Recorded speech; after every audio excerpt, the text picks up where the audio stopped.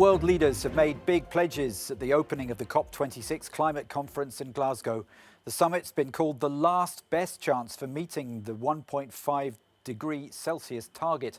Stark warnings were issued from politicians over the emergency humanity is facing. The Barbados Prime Minister, Mia Mottley, calls the failure of richer nations to deliver on their $100 billion pledge to help poorer countries deal with climate change an immoral and unjust. Queen Elizabeth has urged world leaders to rise above the politics of the moment and achieve true statesmanship, adding that the time for words has moved to the time for action. Prime Minister Boris Johnson said it's the last chance to start reversing the path the world is currently on. But we have the opportunity and we have the duty to make this summit the moment when humanity finally began, and I stress began, to defuse that bomb, and to make this the moment when we began irrefutably to turn the tide and to begin the fight back against climate change. UN Secretary-General Antonio Guterres told world leaders they need to act now to save humanity.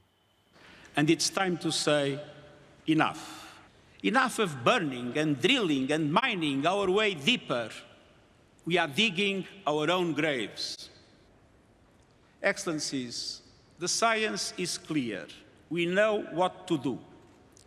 First, we must keep the goal of 1.5 degrees Celsius alive. This requires greater ambition on mitigation and the immediate concrete action to reduce global emissions by 45% by 2030.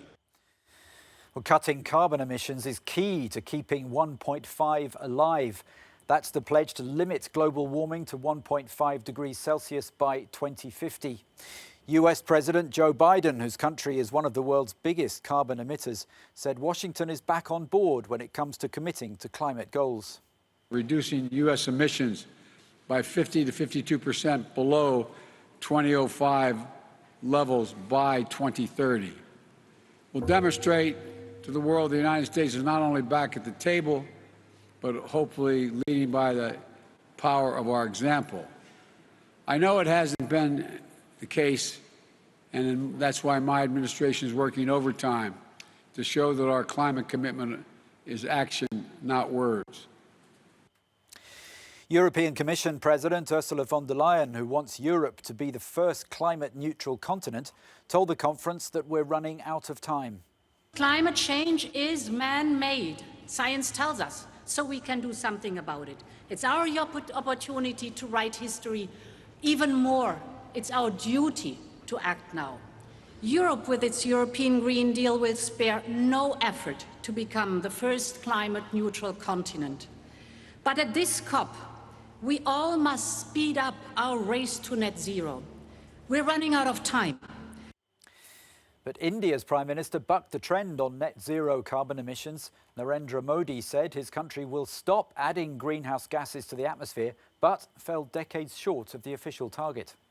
Between now and 2030, India will reduce its projected carbon emission by 1 billion tons. By 2030, India will reduce the carbon intensity of its economy by 45%. And finally, by 2070, India will achieve the target of net zero emissions.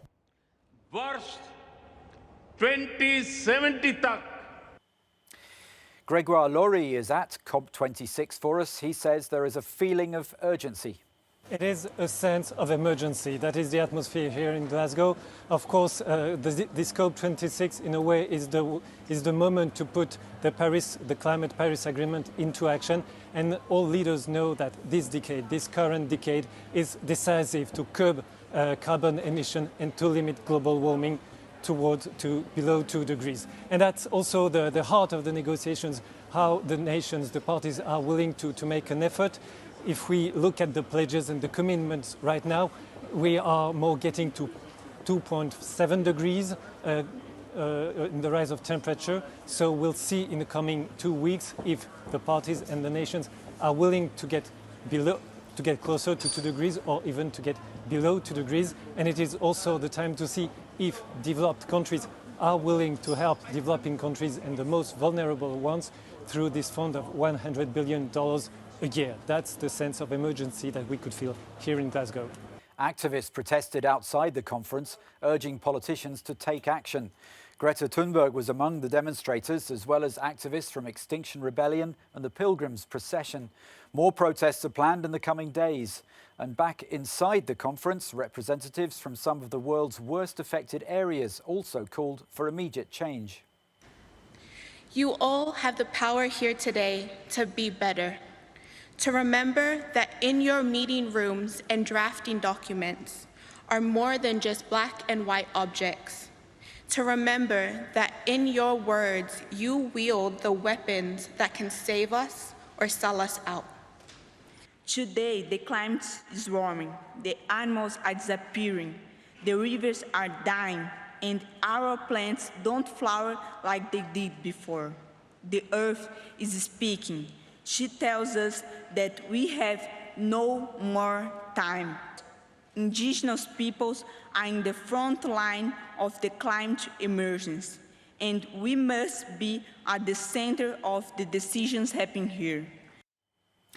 Euronews science correspondent Jeremy Wilkes says there's a disconnect between people on the front line, scientists, and politicians looking for quick fixes.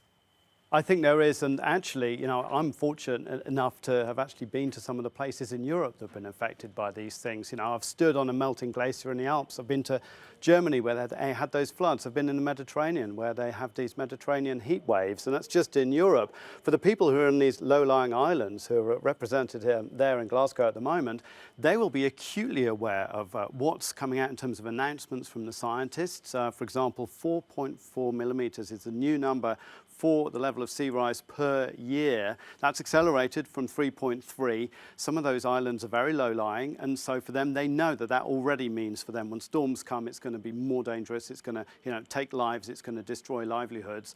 And the other thing I think that's not talked about enough is the latency in the climate system. What we're experiencing now, here in Europe, all around the world, is because of emissions we put into the atmosphere several decades ago, maybe 30 years ago, you know, some of the emissions that you and I made. That's what the price that we're paying now. So the emissions that are happening now, well, we will actually see those coming into force in this climate system a few decades down the line. So there's a lot more trouble to come. And I do feel there's a kind of disconnect there between what these people are telling us from the front line, what the scientists are telling us, and the politicians who are, you know, hoping to be able to fix things on quick timescales.